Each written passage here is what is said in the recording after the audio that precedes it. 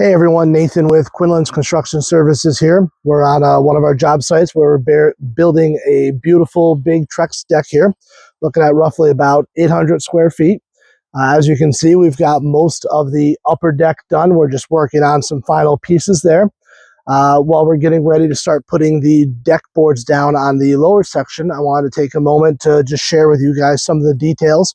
We talk about a lot of different terms that I feel for me are very commonly used terms, though some people might not be as familiar with them. So one of the things that we'll talk about real quick is the way that we like to install our railing posts. There are a lot of different ways that this can be done, and this isn't to say that one way is better or more effective than another. I can just say this is the way that we've had a lot of success on our end to create a very sturdy structural post on here.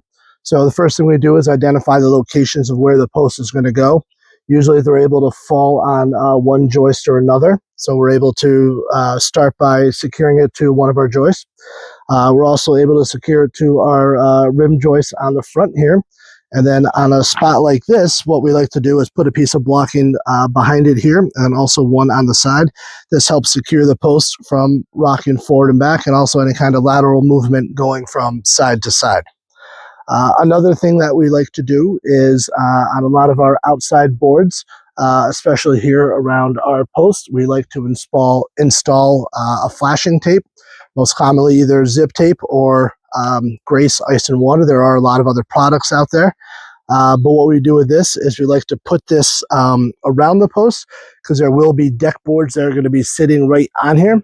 And that's going to allow moisture to stay there and not dry off as quickly or as effectively. So this tape that we put down is actually basically like a rubber butyl tape, and it'll help prevent moisture from soaking into the pressure treated wood and causing it to rot sooner or prematurely for its life expectancy.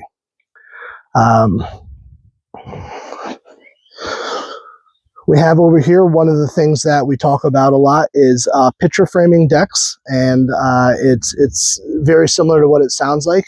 We have something and then we put a frame going around it.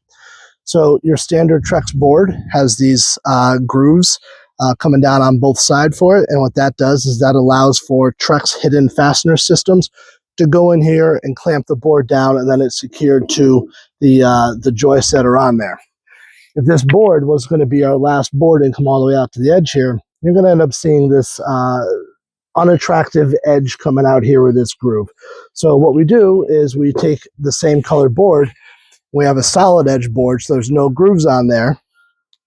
We'll place this board out here on the edge, and then this board will come up to it, so that it gives you a very nice, smooth, finished look, and you're not seeing the edge of that there.